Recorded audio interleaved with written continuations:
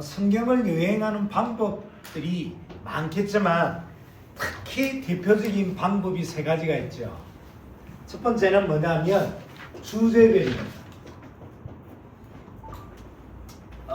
예를 들면 뭐 사랑이면 사랑, 미움이면 미움, 전도라면 전도, 이렇게 주제별. 그래서 이 주제를 설교하는 걸 보고 주제 설교라고 해요. 두 번째 방법은 뭐냐면 권별입니다. 창세기면 창세기, 마태복음 마태복음, 뭐 야고보서는 야고보서, 이렇게 성경 권별로. 그래서 이걸 설교하는 걸 보고 본문 설교라고 이야기해요. 세 번째는 인물별. 성경에는 약 4만여 명의 사람들이 등장을 하거든요. 그 4만여 명의 사람들이 쉽게 말하면 하나님의 말씀에 역행하는 등장인물, 또 한 사람은 하나님의 말씀을 성취하는 인물, 이렇게 등장을 해요. 그 4만여 명의 사람들의 삶을 통하여 우리가 받아야 될 영적인 교훈들, 이런 것들을 가져오는 거죠. 그래서 하나님께 쓰임받은 인생, 하나님의 사역과는 상관없는 인생, 그들의 인생을 통해서 내가 붙잡아야 될 영적인 교훈들. 그래서 이걸 보고 인물설교 이렇게 표현하잖아요. 그 외에 여러분들 잘 아는 대로 강해설교, 교리설교, 적용설교, 뭐 예언설교, 많은 파트들이 있지만 성경을 여행하는 여러 방법 가운데 가장 대표적인 세 가지. 저희 교회 강단에서는 잘 아시는 대로 본문 설교를 통해서 강해 설교를 진행했다. 그 흐름 가운데 우리가 오늘부터는 또 마가복음이라는 중요한 응답을 앞에 두고 있습니다. 우리는 오늘부터 마가복음을 통해서 마가복음이라는 마가복음 복음서와 함께 마가복음의 저자였던 마가, 이걸 통해서 말씀을 정리하고 말씀에 집중하고 말씀으로 인도받는 그런 시간을 갖도록 하겠습니다. 그래서 오늘은 마가복음의 그 첫 시작으로 서론을 좀 다루겠는데요. 마가복음의 저자는 누굴까요? 네, 마가입니다. 네, 마가는 로마식 이름이에요. 유대인식의 이름은 뭐냐면 요한입니다. 그래서 요한 마가, 마가 요한이라고 표현해요. 당시 유대인들은 여러분 잘 아시는 대로 보통 2개에서 3가지 이름을 썼죠. 대표적인 인물이, 여러분들 아시는 인물이 사울이라기도 하고 바울이라기도 하는 사람. 로마식 이름과 유대식 이름. 보통 당시 유대인들은 집에서 부르는 이름과 사회에서 부르는 이름, 거기다가 중요한 행정 서류에 자기 이름을 사인할 때 쓰는 이름, 이렇게 해서 보통 2-3가지 이름을 사용했다 그래요. 마찬가지로 오늘 우리 마가복음의 저자는 마가인데 원래 이름은 요한.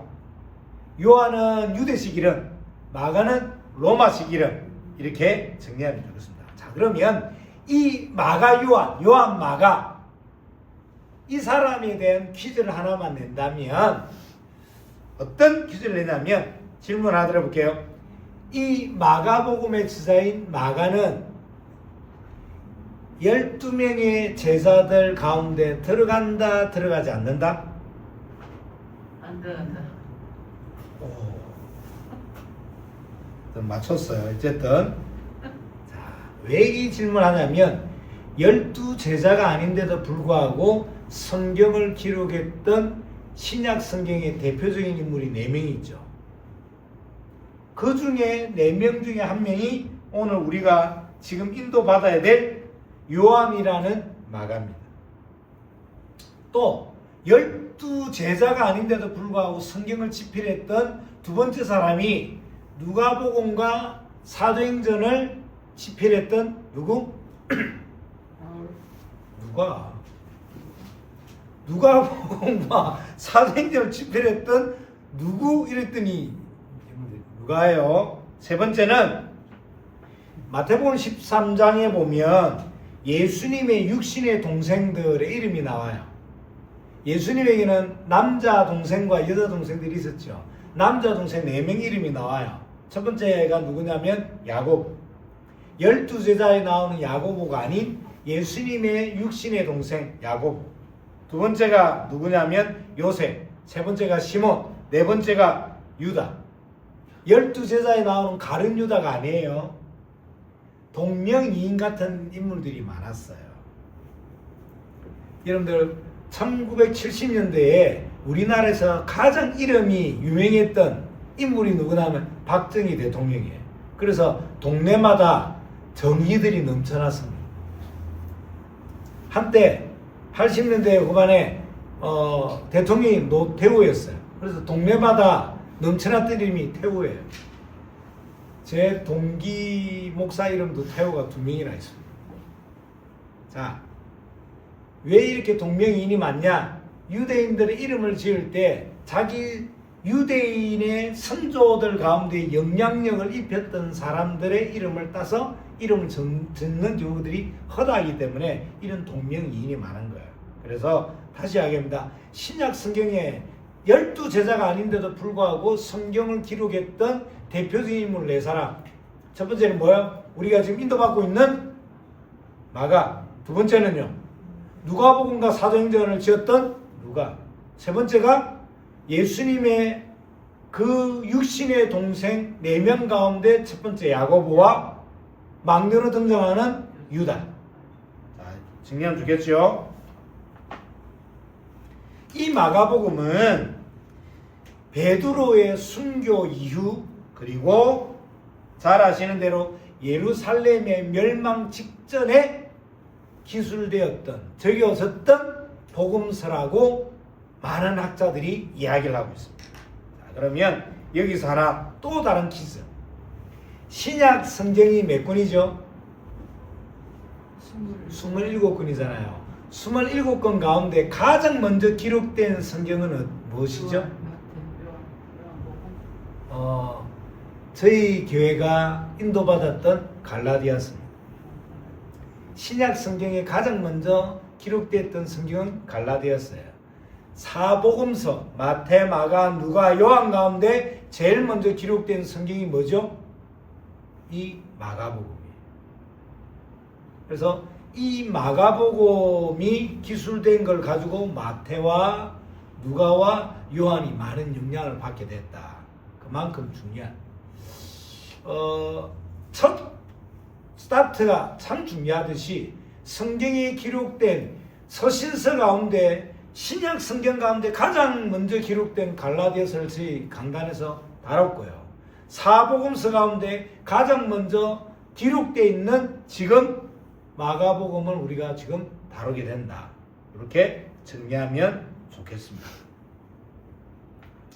마가라는 이 요한이라는 마가는 직업이라고 명칭하기는 그렇지만 했던 역할이나 그의 사역은 베드로의 통역관이었어요. 베드로. 여러분들 역사가의 기록에 의하면 베드로는 어디에서 순교를 하냐면 로마에서 순교하게 됩니다.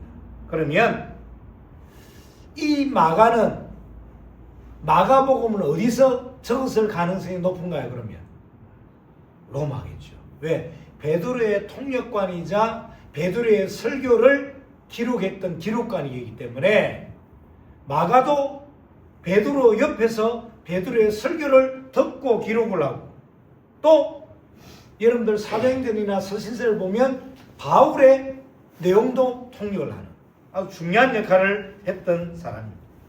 그래서 마가복음의 원문을 보면 로마식의 표현들이 참 많이 등장해요.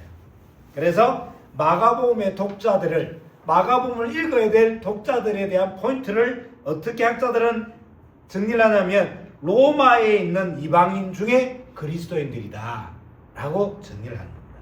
자, 지금 오늘 우리 서론적인 부분들을 나누고 있는데 그 전에 이 마가복음에 대한 시대적 상황들을 조금 살펴봐야 됩니다. 당시에 전 세계의 패권은 어느 나라가 쥐고 있었죠? 예, 로마입니다. 로마. 그러면 이 로마의 당시 황제는 누구일까요? 예, 네로 황제.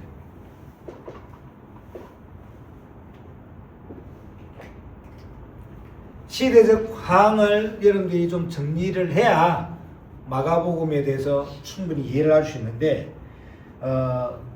잘 아신데 주후 64년에 로마에 큰 사건이 하나 일어나죠. 그게 뭐냐면 로마 대화재. 로마 대화재.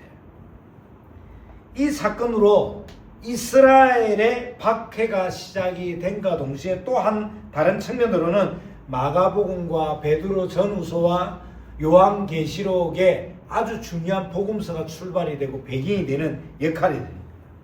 로마 대화재가 주후 64년에 일어나게 되는데, 로마가 14구역이었어요.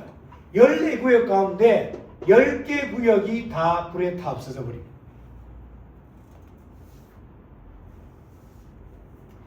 고대 역사 기록가인 타키두스의 기록에 보면 이 로마 대화재의 배경을 누구로 지목을 하냐면 네로 황제로 지목을 해요.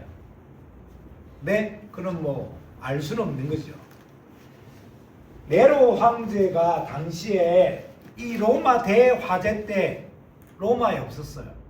그러다 보니까 더 많은 의심을, 그러니 안 그래도 로마의 네로 황제의 폭정 때문에 네로 황제에 대해서 별로 안 좋아하는데 14구역 가운데 10구역까지 불이 탔으니 정치적으로 모든 상주를 얼마나 네로가 사면초가에 놓여 있겠습니까? 그러다 보니까 이걸 정치적으로 풀어내는 희생양을 찾게 되는데, 그 희생양이 바로 누구냐면 기독교인들이에요. 자, 왜 기독교인으로 이 희생양을 삼냐면 14구역 가운데 10구역에 불을 탔는데 4개 구역만 멀쩡해. 그런데 자세히 보니까 이 4개 구역이 대부분 다 이 기독교인들의 거주지역이라. 옳거니 잘 됐구나 라는 하나의 설과, 또 다른 거는 뭐냐면 당시 기독교가 유대교와 많은 갈등을 겪다가 서서히 분리되어 나오는 시기였어요. 유대교는 유대인들의 신앙 공동체가 유대교입니다. 쉽게 말하면 유대교는 한 하나님을 믿어요. 예수님도 유대인이고 12사도도 유대인들이고 120문도도 유대인들이고 다 유대인들이에요. 그런데 이렇게 유대교와 기독교가 아웅당동 계속 갈등을 일으키면서 서서히 분리되어 가는 배경이, 유대교는 한 하나님을 믿는데 예수님도 또 하나님이래. 그래 얼마나 갈등이 많겠습니까? 그동안은 하나님 한 분만 있었는데 예수님도 하나님이래. 아니 예수님이 왜 하나님이야? 저 베들레헴에서 태어난 사람이잖아. 장가 못 간 30살의 노총각이 아니라 할아버지잖아. 당시 유대인들은 10대 후반부터 결혼을 했잖아요.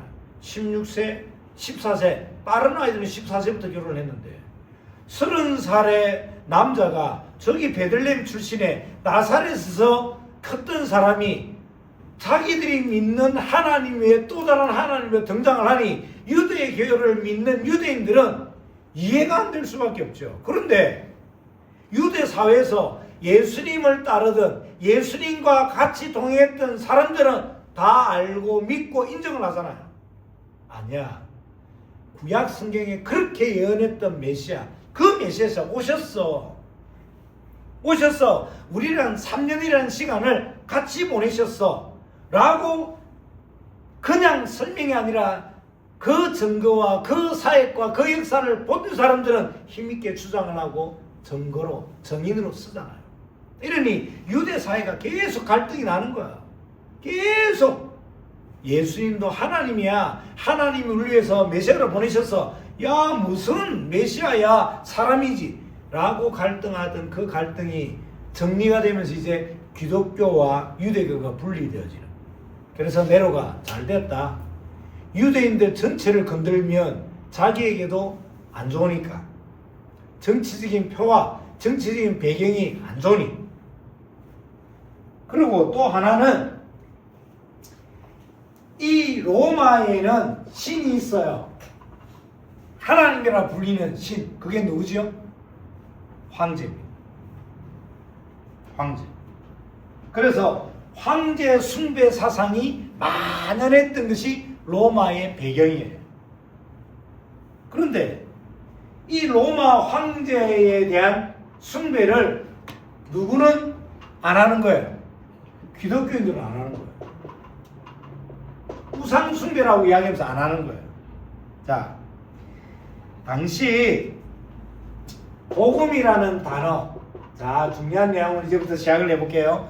복음이라는 단어는 유앙겔리온, 헬라어로 유앙겔리온이라는 단어를 씁니다. 복음, 유앙겔리온. 근데 당시 로마에서는 복음, 유앙겔리온을 4가지 경우에서만 사용을 했어요. 복음이란 단어, 유앙겔리온이라는 단어, 여러분들 머릿속에 있는 그 복음이라는 단어가 당시 로마에는 4가지 경우에서만 사용이 됐다 이 말이에요. 첫 번째는 어디에 쓰냐면 황제가 등극을 할 때, 황제가 딱 보이면 유앙겔리온이라고 외쳤어요. 황제가 딱 저기를 하면 유앙겔리온이라고 외쳤어요. 두 번째는 전쟁에서 승리를 하는. 여러분 아시는 대로 로마의 정책은 뭐예요? 가서 야만인들을 힘으로 무력으로 이겨서 그들을 로마의 문화를 가지고 일깨운다라는 말이 좋은 유화 정책이지 다 전멸시켰어요.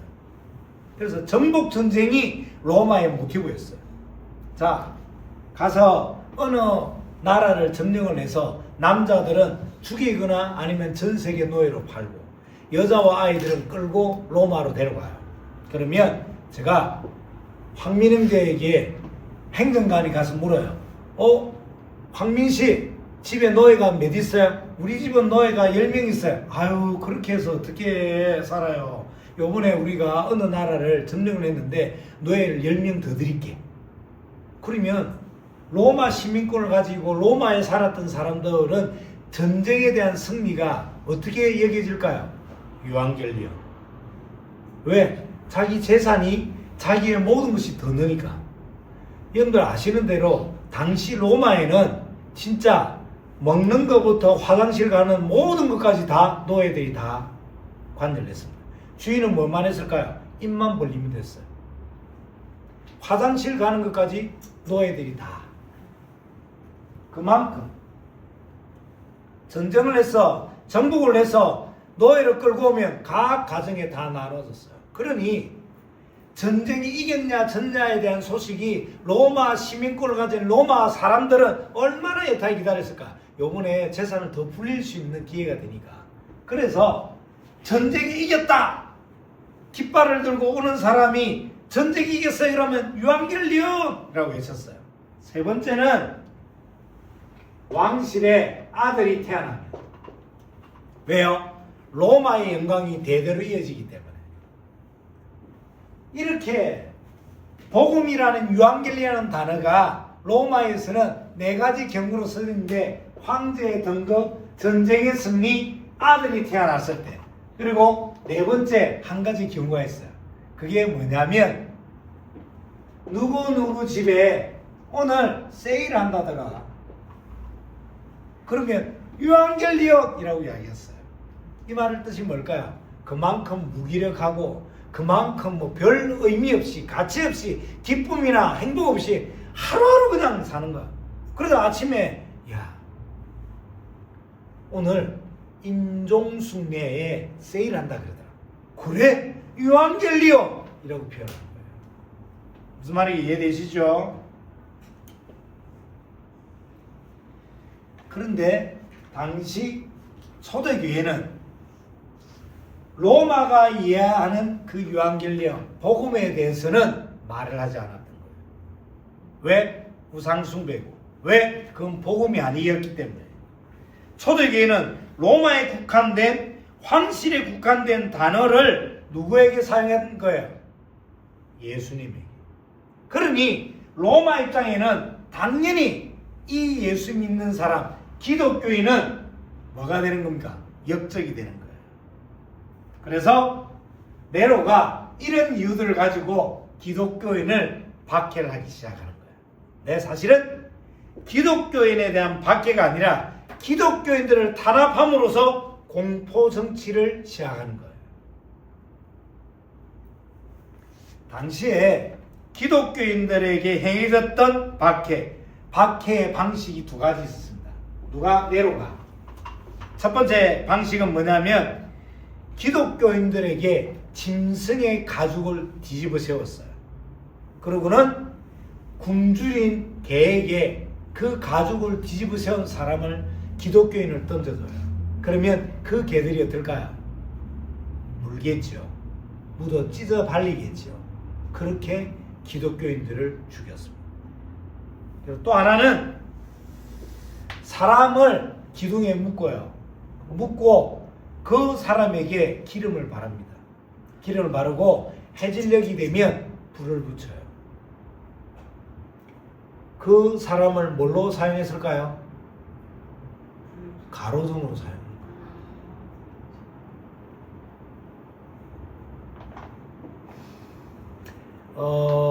역사사들에 보면 베드로는 로마에서 십자가에 처형되는데 예수님이 십자가에 처형됐던 그 모습으로 처형되는 것이 나에게는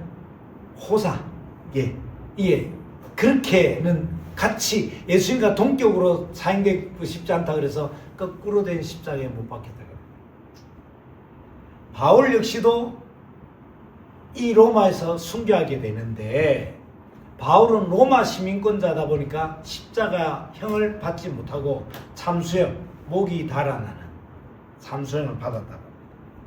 자, 시대적 상황이 이렇게 가고 그러면 이 시대와 함께 당시 이스라엘의 상황은 어땠을까요? 예수님이 오시기 한 40여 년 전, 자기 한 37년 전에 누가 왕이 되냐면 헤롯이 왕이 됩니다. 여러분들 성경을 읽다 보면 헤롯이 계속 등장을 하잖아요. 그 헤롯은 처음에 등장하는 헤롯은 헤롯 대왕이라고 불러요. 그 다음에 등장하는 헤롯은 그의 아들들이라고 생각하시면 되겠습니다. 자, 이 헤롯은 이둠의 사람이에요. 에돔 사람, 즉 쉽게 말하면 유대 혈통이 아니에요. 그럼 어떻게 이 사람이 이스라엘의 왕이 됐습니까? 로마의 정치를 배경으로 해서 로마 정치인들이 세웠던 정통 왕이 아니라 그냥 정통성이 없는 왕이 돼요. 이 헤롯의 특징이 몇 가지인데 첫 번째가 뭐냐면 굉장히 잔인합니다. 얼만큼 잔인하냐면 이 헤롯은 가족들을 다 죽여버려요. 뭘 위해서? 자기의 왕권을 보호하기 위해서. 자기의 부인이었던 마리암을 죽이고 마리암과 낳았던 첫째, 둘째 아이들도 죽여버리고 그리고 마리암의 엄마인 자기는 장모죠. 장모도 죽여버려요.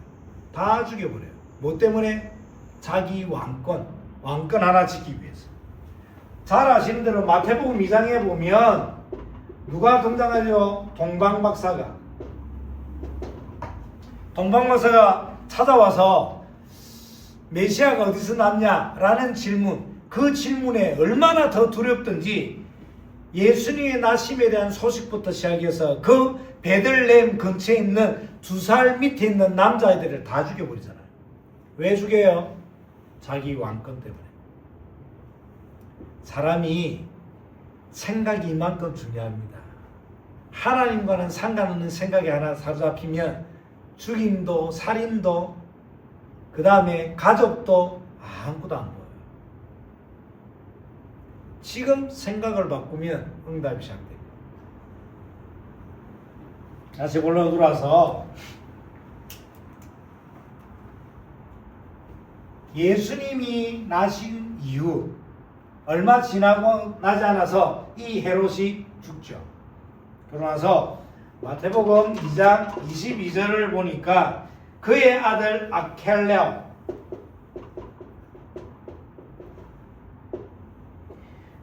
제가 대신 읽어드릴게요. 그러나 아켈레오가 그의 아버지 헤롯을 이어 유대에 임금됨을 듣고, 여기 아켈레오는 유대 땅의 왕으로 등극을 하고, 헤롯에게는 많은 첩도 있었고 많은 여자들이 있었어요. 그러다 보니 많은 자녀들이 있는데, 그 자녀들 가운데 3명이 이스라엘 지역을 분할해서 통치하거든요. 첫 번째가 아킬라오, 두 번째가 헤롯 안티파스, 세 번째가 헤롯 빌리. 이 헤롯의 많은 자녀 가운데 3사람이 이스라엘을 3등분해서 통치하게 된다. 아버지 대헤롯이 죽고 나서. 정리되셨죠? 헷갈리면 안 됩니다. 이 헤롯 아켈라오는 유대 땅, 그 다음에 사마리아 지역을 다스려요. 헤롯 안티파스는 갈릴리 지역을 다스립니다. 그리고 헤롯 빌립은 잘 아시는 대로 가이사랴 빌립보를 다스립니다. 이 부분을 조금만 설명하고 또 넘어가 볼게요. 헤롯 아켈레오는 아버지를 닮아서, 헤롯 대왕을 닮아서 굉장히 잔인한 거야. 아버지도 잔인했지만 그 아들 헤롯 아켈레오도 잔인했어요. 그래서 유대인들의 절기였던 유일절에 유대인들 3,000명을 학살시킵니다. 잔인하죠. 이 보고가 로마에게 들어가야 돼요. 그래서 로마가 이 보고를 듣고 아켈레오를 뭐 하게 되냐면 폐위시켜버려요. 그래서 이 유대 땅을 로마가 직접 통치하고 직접 핸들링하는 거예요. 그래서 이 지역에는 누굴 보냐면 총독을 보내는 거예요. 이 총독 중에 여러분들 잘 아는 총독이 있어요. 누구? 너무너무 잘 아는 사도신경에 나오는 본디오 빌라도.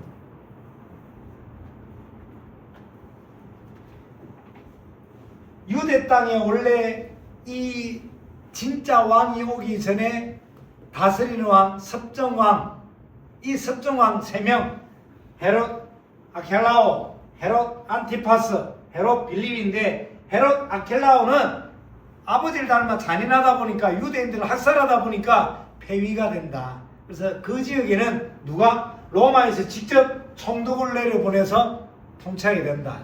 그 총독 이름이 여러분들 잘 아시는 누구? 본디오 빌라도. 이 본디오 빌라도를 통해서 예수님이 재판을 받잖아요. 그죠? 자, 두 번째 헤롯 안티파스.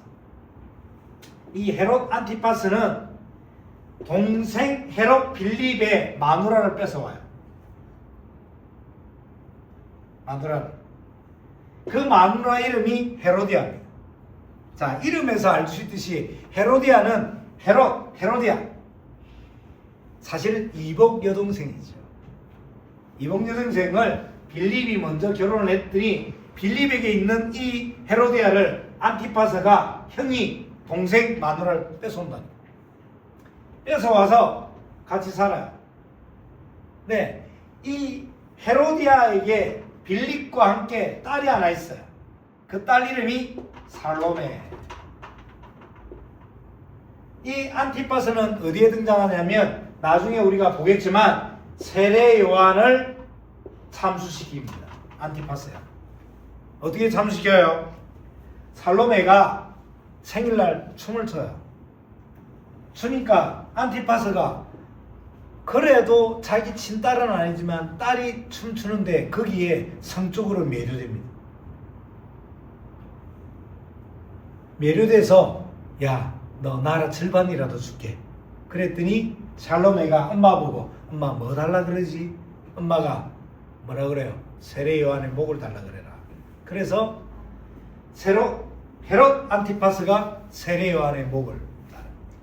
그때 등장하는 빌립은, 헤롯 빌립은 잘 아시는데 우리가 수시로 말하잖아요. 마태복음 16장에 예수님이 어느 지역을 가면서 제자들이 물어요. 사람들이 날 누구라 그러더니 그래? 선지자 갖다 드리라 하자이다. 많은 이야기를 하니까 그래? 그럼 너희는 나를 누구라 그러니? 라고 인류에게 가장 중요하게 있어야 될 질문과 답에 대해서 주고받았던 장소가 가이사라 빌립보.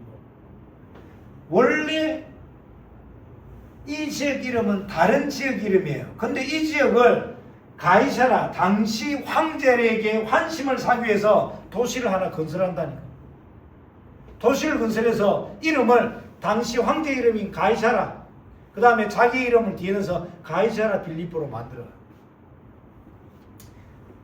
이게 월드컵 가다 보면 거리 이름이 있죠. 거리 이름을 뭐라 그래요? 교황이 왔다 갔다 그래서 어느 길이라고 그러잖아요. 길도 이름을 바꾸듯이 도시 이름을 이렇게 바꾸는 거예요. 자, 이만큼 대헤롯이 죽고 나서 아들 3명이 분할 통치를 사는, 그러다가 한 놈은 쫓겨나가는, 그래서 총독이 통치하는. 그런데 이런데도 불구하고 왜 이스라엘이 무너지지 않고 유지됐냐? 이 헤롯 가문이 잘한 게 하나 있어요. 유대인들 입장에서, 이스라엘 사람들 입장일 때 너무너무 좋게 보는 게 하나 있었어요. 그게 뭐냐면, 잘 아시는 대로 여러분들 스룹바벨이라는 성전, 이 성전을 리모델링해요. 그래서 이 스룹바벨 성전을 리모델링 했다 그래서 그 성전을 헤롯 성전이라고 해요. 유대인들은 어느 중심입니까? 성전 중심이잖아요. 모든 먹는 거, 이사 가는 거, 학교 가는 거, 모든 인생의 모든 중심이 어디예요? 성전 중심이잖아요. 저는 감히 좀 여러분들에게 말씀드리고 싶은 것이, 여러분들의 신앙의 중심뿐만 아니라 모든 삶의 중심이 이렇게 된다고 합니다. 이사를 가는데 어디 근처로 가냐? 교회 근처로. 학교를 가는데 어디 근처로 가냐? 교회 근처로. 직장은 어디 근처로? 교회 근처로. 모든 삶의 중심, 우선순위가 어디 중심? 성전. 유대인들의 삶이 이랬다 이 말이에요. 복음과 상관없는, 정말 하나님 원하시는 유한결론과는 상관없는 거지만 그들의 삶의 방식의 우선순위 어디? 성전 중심. 첫 번째 성전이 뭐죠? 솔로몬이 지었다 해서 솔로몬 성전. 이 솔로몬 성전이 바벨론에서 다 무너져 버려요. 그러다가 고레스 칙령에 의해서 다시 스룹바벨과 여러 선지자를 통해서 돌아와서 다시 재건한 성전이 스룹바벨 성전. 이 스룹바벨 성전에다가 헤롯이, 나는 이두메 출신인데, 에돔 사람인데 유대인들을 어떻게 군림해서 살지? 나는 분봉왕인데, 실제 왕도 아닌데 어떻게 하면 이 정치를 오래 해먹지? 자세히 보니까 유대인들이 어디 중심? 성전 중심이라. 그래서 이 스룹바벨 성전을 리모델링하는 거예요. 그랬더니 유대인들이 그렇게 기뻐요. 그렇게 좋아해.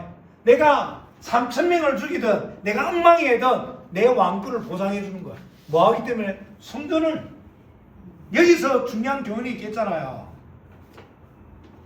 성령이 떠나간 성전은 성전일까요? 성일까요? 언약궤는 하나님의 말씀과 만나다만 하나니 아론의 상난지파가 있는데 거기에 하나님의 임재가 없다면 그것은 언약궤일까요? 그냥 괴짝일까요? 이 교회에 하나님의 성령이 자정하시지 않다면 이건 교회일까요? 건물일까요? 그럼 우리 삶에 성령의 역사를 따라가는 삶이 되어야 될까요? 아니면 그냥 형식과 율법을 따라가야 될까요? 하나님이 뭘 기뻐하실까요? 언약을. 하나님 뭘 우선시한다고요? 복음을. 너무너무 중요한 이 헤롯 가문이 이걸 이용해서 헤롯 성전을 몇 년간 짓냐면 46년간 죠. 오래 먹죠.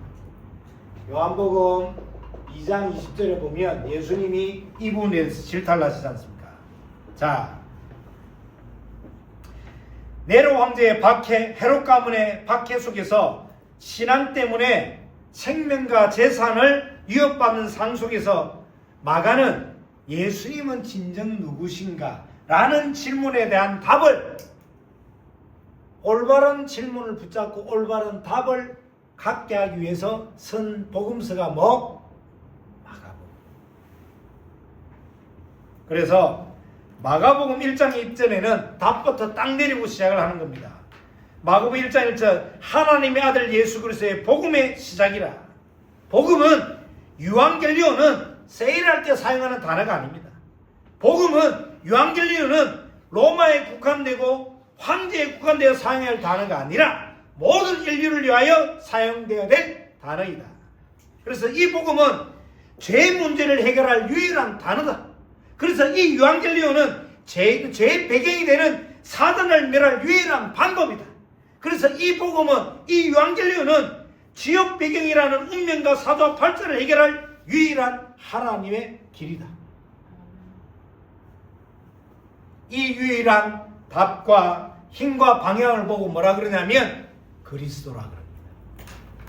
그래서 그리스도의 신 예수, 그 예수 그리스도의 유앙겔리온, 이 복음이 우리 가족들에게 넘쳐나기를 예수 그리스도로 축원합니다.